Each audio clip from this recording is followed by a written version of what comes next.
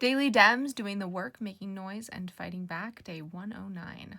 The second to last day of John Garamendi's week of repping the rep, we have this phenomenal post. He breaks down why DT's Qatari plane corruption is different than the Statue of Liberty. I apparently lived in a bubble where I didn't realize people thought these were the same. Chantel Brown has today's Democratic Daily Download. It's about the financial details of DT's cuts to SNAP. And she reminds us that it's literally about $6 per person per day, making them wanting to cut it just petty, which is a fantastic way to frame it. Sam Liccardo introduced the Protect Our Constitution and Communities Act, along with Reps Dave Min and Eugene Vindman. It's a bill that would make it easier for individuals, states, and locales to sue the administration. He starts the video talking about I'm Just a Bill from Schoolhouse Rock. Veronica Escobar was in a hearing today questioning Pete Flores, the acting U.S. Customs and Border Protection Commissioner.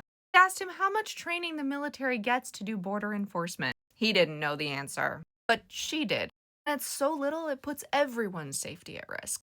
Emmanuel Cleaver joined 8 Democrats: Joe Neguse, Mike Levin, Jerry Nadler, Melanie Stansbury, Chris Deluzio, Ilhan Omar, and Yasemin Ansari, and 7 Republicans in introducing the bipartisan Trust in Congress Act, which would ban congressional stock trading.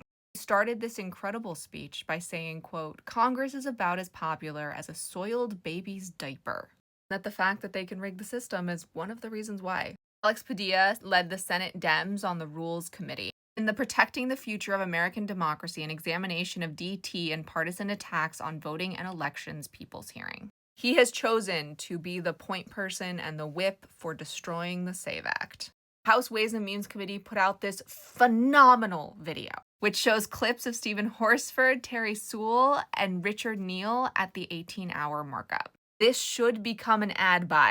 Finally, Patty Murray asked EPA Secretary Lee Zeldin, quote, "Is it woke to protect people from wildfires and heat stroke?" in the EPA budget hearing. So I hope you learned something new about who's fighting back.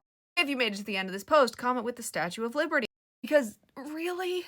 And if you read or watched any of what I talked about, comment with a graph. Because Congress shouldn't be trading stocks. Our voices are our superpower, but only when we use them.